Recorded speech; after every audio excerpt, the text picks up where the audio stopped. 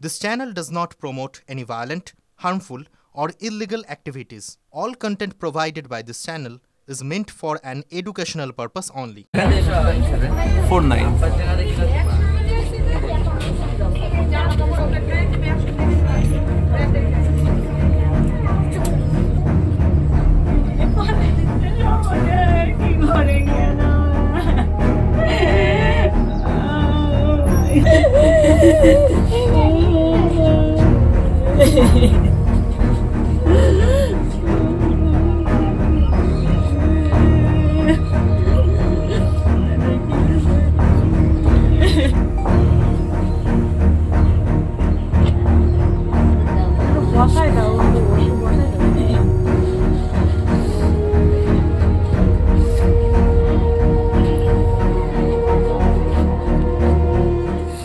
ও বেরিয়েছে বাড়ি থেকে তখন 12টা বাজে।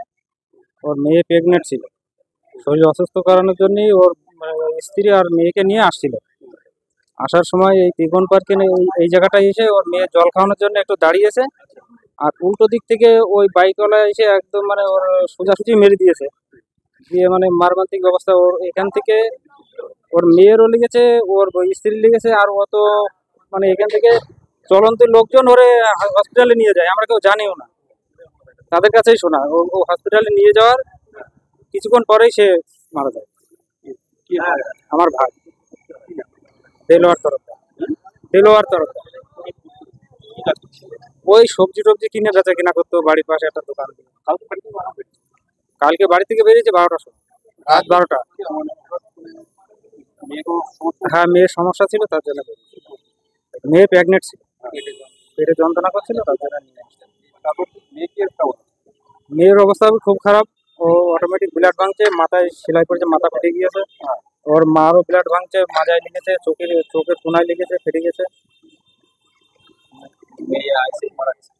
একজন আমার ভাই মারা গেছে, আর ওদের দুজনের মর্মান্তিক অবস্থা খুব একটা।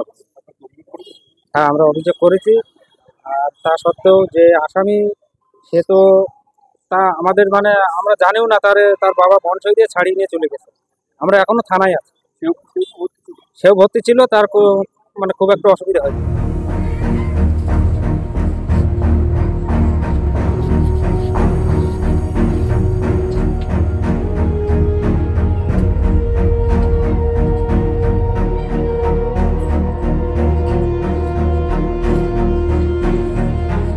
হ্যাঁ, হসপিটালে যাচ্ছিল মেয়েরা ভর্তি করে গিয়ে ওইভাবে বুড়িগাড়কে থানা করে মোটরসাইকেল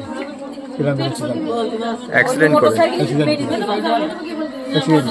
আপনার ছেলে? আমার ছেলে, আমার সেজে ছেলে।